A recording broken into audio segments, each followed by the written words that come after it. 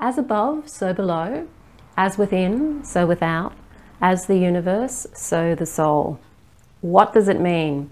That's what we're going to talk about in this video, but before I dive into that, hi, I'm Sandra from MysteryWitchSchool.com. If you're new to the channel and you want to know more about Wicca and witchcraft, hit the subscribe button and the notification bell so that you don't miss any videos. And if you're starting your witchcraft practice and you don't know exactly where to start and how to pace yourself, have a look at my free video, How to Start Your Witchcraft Practice. The link to that is in the description field below this video. In your Wiccan journeys, you will come across as above, so below. It's pretty common in Western occultism and it has its roots in Hermeticism.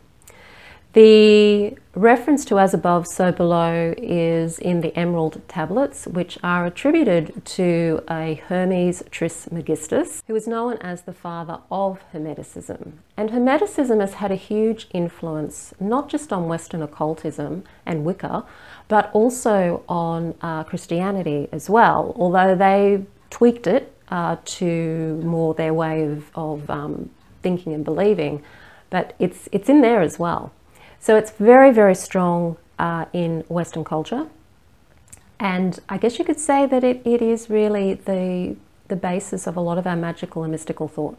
Another place that you will see reference to the as above, so below is also in the Kybalion, which is also a Hermetic text that was written around 1908 by 3 initiates. And we don't know exactly who they are, although some people do have their theories about who those people may actually be. And the as above, so below is the explanation for the principle of correspondence. So basically what it states in the Kybalion is that that which is above is the same as that which is below. So we've got the correspondences in magic, where we use herbs and we use crystals, we work with different days of the week, the different hours of the day and the planets, and we talk about these as correspondences, so they correspond to our magical intention. So if we're wanting to do magic to expand something, we'll work with Jupiter energy, for example.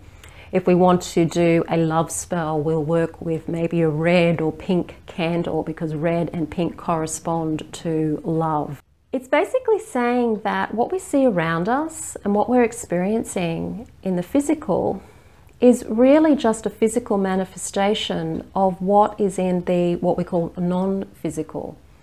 And there's various different ways that this can work. In alchemy, for example, it was believed that anything that occurred in nature could be also replicated in the lab.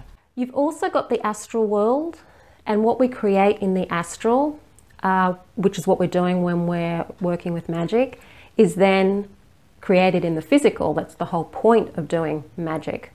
We're creating thought, we're creating emotion, we're creating images, we're creating an astral template for what it is that we want to bring into the physical world. And then that comes into the physical world through using magic and the law of correspondence. The body and the cells of the body.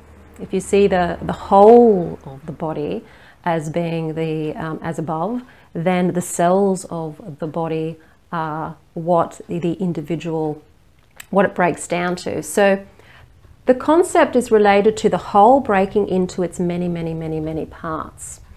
And this way we realize that we are all connected.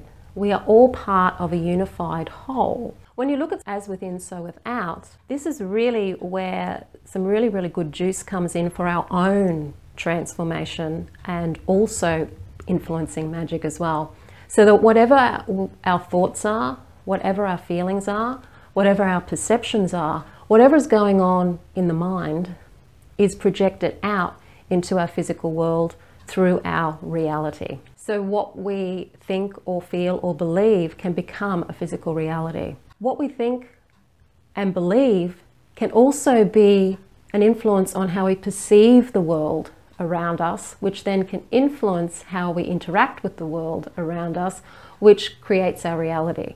Our thoughts can be projected out into the world. You can have 2 different people who have very different thoughts or beliefs around a subject, and when an event happens, they will have a completely different interpretation of the event, because their perceptions of the world, their belief about the world, and their whole world, their own little microcosmic world is different than the other person's. But on the whole, we're all part of the same thing. We're all part of this life force, both from a spiritual point of view and also on that more mundane physical point of view. So there's lots of different levels to looking at as above, so below, as within, so without, as the universe, so the soul. From an animistic point of view, we see everything as being animated by some divine force, so that universal force, that universal energy, is also a part of all of us, like all things that manifest here on planet Earth.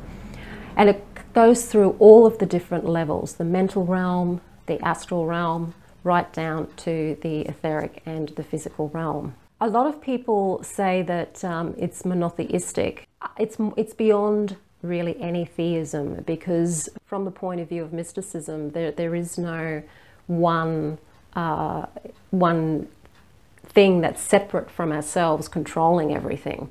We are all part of a whole.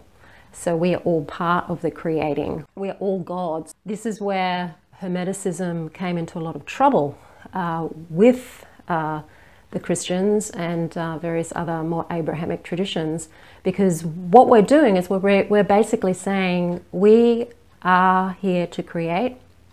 We're not here to be puppets on a string by some outside creative force. We're here creating this reality. So the question then is, what on earth are we creating? What are we creating? When we look at the world around us now, what are we creating? And how do us as the individual cells in this whole body, how do we work to help create something that's actually really wonderful and good, opposed to something that is very, very destructive, not very positive, or particularly moving us in a very conscious direction. If you like the video, hit the like button, share it with your friends. Don't forget to subscribe. I'm Sandra from mysterywitchschool.com. Blessed be.